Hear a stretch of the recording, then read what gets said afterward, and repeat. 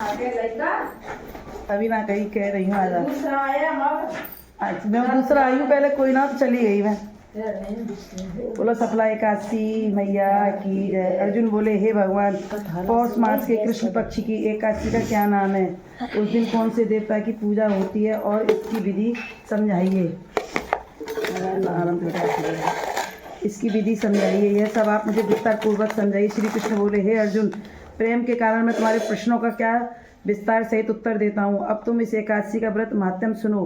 पौष माह के कृष्ण पक्ष की एकादशी का नाम सफला है। इस एकादशी के देवता नारायण और इस एकादशी के पहले लिखी विधि के अनुसार व्रत करना चाहिए। और नारायण की सफला नाम की एकादशी में मुझे ऋतु के अनुकूल फल अर्पण करें। मनुष्य को 5 सहस्त्र वर्ष तपस्या करने से जिस पुण्य का फल मिलता है वह पुण्य भक्ति पूर्वक रात्रि जागरण सहित सफला एकादशी का व्रत करने से मिलता है। हे अर्जुन अब तुम सफला एकादशी की कथा ध्यान पूर्वक सुनो। चंपावती नगरी में एक महिला अपने पिता का धन व्यय किया करता था। वह सदैव देवता ब्राह्मण वैष्णव आदि की निंदा किया करता था। जब उसके पिता को अपने बड़े पुत्र के बारे में ऐसे समाचार ज्ञात हुए तब उसने उसको अपने राज्य से निकाल दिया। जब लुम्पक सबके द्वारा त्याग दिया गया तब उसने सोचने लगा कि अब मैं क्या करूं, कहाँ जाऊं। अंत में उसने रात्रि को पिता की नगरी में चोरी करने की ठानी। वह दिन में बाहर रहने लगा और रात को अपने पिता की नगरी में जाकर चोरी तथा अन्य बुरे कर्म करने लगा। रात्रि में वह जाकर नगर के निवासियों को मारता तथा कष्ट देता। कुछ ही दिनों में उसने संपूर्ण नगरी को समाप्त कर दिया।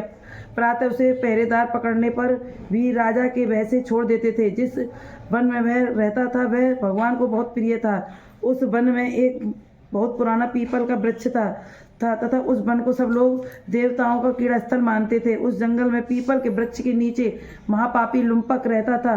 उस दिन कुछ दिनों के बाद पौष मास के कारण वृक्ष की दशमी के दिन कृष्ण पक्ष की दशमी के दिन वह वस्त्रहीन होने के कारण शीत के मारे मूर्छित हो गया और शीत के कारण वह रात्रि को ना सो सका और उसके हाथ पैर जकड़ गए। उस दिन वह रात्रि बड़ी कठिनता से बीती परंतु सूर्य नारायण के उदय होने पर भी उसकी मूर्छा ना गई। सफला एकादशी के मध्याह्न तक वह दुराचारी मूर्छित ही पड़ा रहा। जब सूर्य की गर्मी से उसे कुछ गर्मी मिली तब उसे होश आया।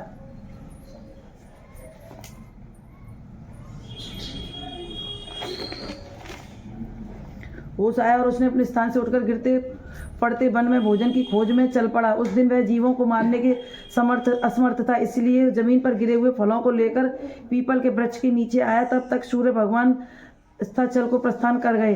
उस दिन फलों को पीपल की जड़ के पास रख दिया और कहने लगा कि हे भगवान इन फलों से आप ही तृप्त हो मैं। ऐसा कहकर वह रोने लगा और रात्रि को उसे नींद न आई। उस महापापी के इस व्रत तथा रात्रि के जागरण के भगवान अत्यंत प्रसन्न हुए और उसके समस्त पाप नष्ट हो गए। प्रातःकाल होते ही एक दिव्य रथ अनेकों सुंदर वस्तु में सजा हुआ आया और उसके सामने खड़ा हो गया। इसी समय आकाशवाणी हुई, हे राजपुत्र भगवान नारायण के प्रभाव से तेरे समस्त पाप नष्ट हो गए हैं। अब तू अपने पिता के पास जाकर राज्य प्राप्त कर। लुम्पक ने जब ऐसी आकाशवाणी सुनी तो वह अत्यंत प्रसन्न हुआ और बोला हे भगवान आपकी जय हो। ऐसा कहता हुआ तुरंत वस्त्रों को धारण करने लगा और अपने पिता के पास गया। उसने संपूर्ण कथा कह सुनाई। पिता ने उसको अपना राज्य सौंप कर वन का रास्ता लिया। अब लुम्पक शास्त्र अनुसार राज्य करने लगा। उसकी स्त्री पुत्र आदि भी नारायण के परम भक्त बन गए। वृद्ध अवस्था आने पर वह अपने पुत्र को गद्दी देकर भगवान के भजन करने के लिए वन में चला गया। अंत में परम पद को प्राप्त हुआ। बोलो एकादशी मैया की यहाँ पे राधा रानी के धर के मन के बिना ना आए तो